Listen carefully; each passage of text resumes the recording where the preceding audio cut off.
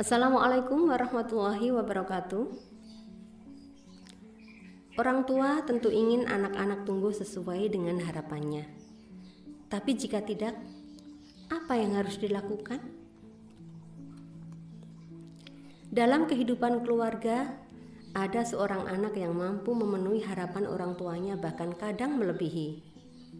Tentu anak-anak seperti itu merupakan anugerah yang luar biasa bagi ayah ibunya. Bahagia sekali orang tua ketika mendapati anaknya rajin sholat berjamaah ke masjid dengan tanpa disuruh-suruh, gemar membaca Al-Quran dengan tanpa dipaksa-paksa, berakhlak baik, penurut dan rajin membantu pekerjaan rumah. Memiliki anak salih bukan hanya harapan orang tua umumnya, tetapi harapan para nabi dan rasul juga.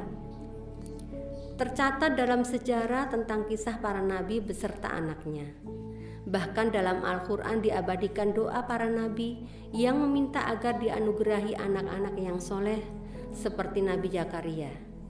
Ya Tuhanku, berilah aku dari sisi Engkau seorang anak yang baik. Sesungguhnya Engkau maha pendengar doa. Quran Surat Al-Furqan 38. Dan banyak doa lainnya yang dimunajatkan oleh para nabi serta rasul tentang anak keturunan. Artinya, masalah anak adalah persoalan yang besar, sehingga harus melibatkan Allah untuk dapat mendidik dan mengantarkan menjadi anak yang soleh. Masalah anak bukan masalah sepele. Allah memberikan perhatian istimewa pada para nabi dan rasul yang serius memperhatikan anak-anaknya. Memiliki anak soleh itu tidaklah mudah atau tidak otomatis seperti hitungan matematika. Bahwa jikalau orang tuanya soleh, maka otomatis anaknya soleh. Ada banyak romantika dan dinamika untuk mengantarkan anak-anak menjadi pribadi yang soleh sesuai dengan harapan orang tuanya. Ada beberapa hal yang bisa menjadi pegangan orang tua saat kemampuan atau perkembangan anak tidak sesuai dengan harapan. Di antaranya, pertama, mendidik anak adalah ibadah. Allah memberikan rezeki anak sebagai ladang ibadah bagi orang tuanya, karena anak adalah anugerah. Tak semua pasangan suami istri diberi anugerah berupa anak, sehingga harus menjadikan anugerah tersebut sebagai sarana beribadah kepada Allah Ta'ala. Adapun sekolah, madrasah, pondok pesantren dengan para ustadznya adalah sarana untuk membantu orang tua. Tapi tanggung jawab mendidik anak tetap di tangan orang tua dengan mencarikan serta memilihkan sekolah dan guru yang tepat bagi anaknya. Ketika mendidik anak dimaknai sebagai ibadah, maka waktu membersamainya saat bermain, jalan-jalan, ngobrol, bercerita itu bernilai pahala dan bertambah berkah. Niat dan pengorbanan untuk membiayai pendidikan anak-anak adalah ibadah dan investasi untuk dunia akhirat. Kedua, bersabar dalam mendidik anak. Mendidik anak zaman sekarang berbeda dengan zaman dulu. Orang tua dahulu mendidik anak-anaknya bisa dengan kekerasan, seperti mencambuk, memukul dengan kayu, atau menghukumnya dengan keras.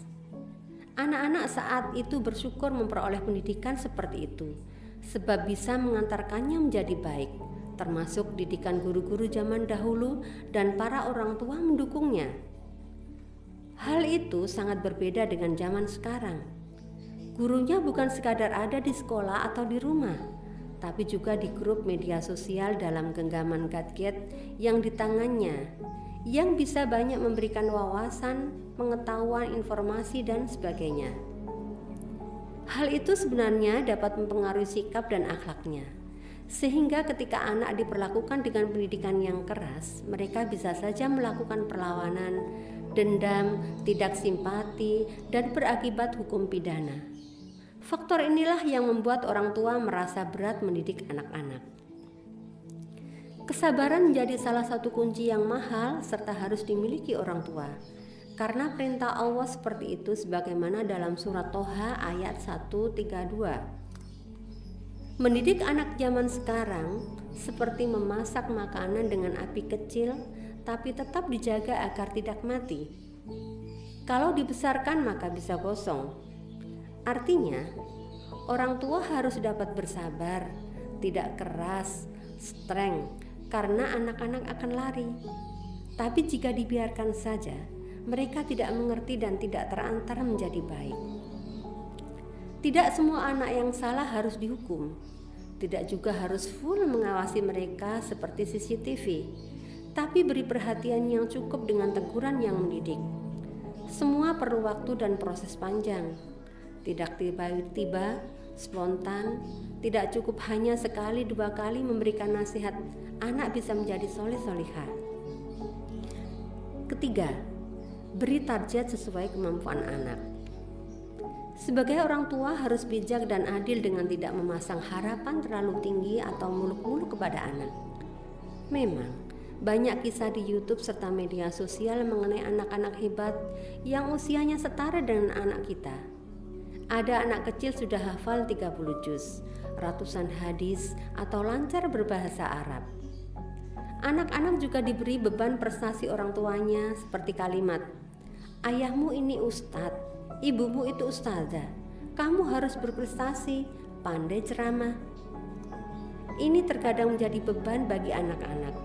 Padahal orang tua menjadi ustadz, ustazah juga memerlukan proses yang panjang. Berikan target sesuai dengan kemampuannya.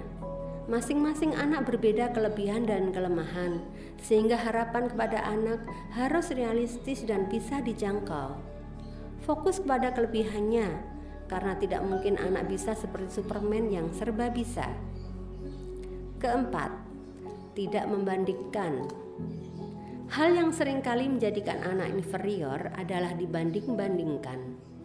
Ada orang tua bermaksud memberikan motivasi anak dengan membandingkan dengan anak lainnya, tetapi seringkali sikap tersebut menjadi kontraproduktif, seperti dibandingkan dengan pengalaman masa lalu orang tuanya.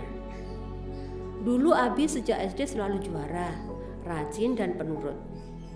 Kalimat itu kadang bukan menjadikan anak bangga dan termotivasi, tapi justru bisa membuatnya minder. Jika harus membandingkan, maka bandingkan di dalam hati dengan anak-anak yang Allah uji dengan kekurangannya. Seperti anak-anak autis yang memiliki kekurangan fisik dan mental. Sebab dengan melihat itu semua, orang tua akan bersyukur dalam menyikapi anaknya yang kurang berprestasi atau hafalannya belum banyak. Hal yang paling pokok adalah anak-anak masih tumbuh dalam keimanan dan akhlak yang baik. Demikian, mudah-mudahan bermanfaat untuk kita semuanya. Amin.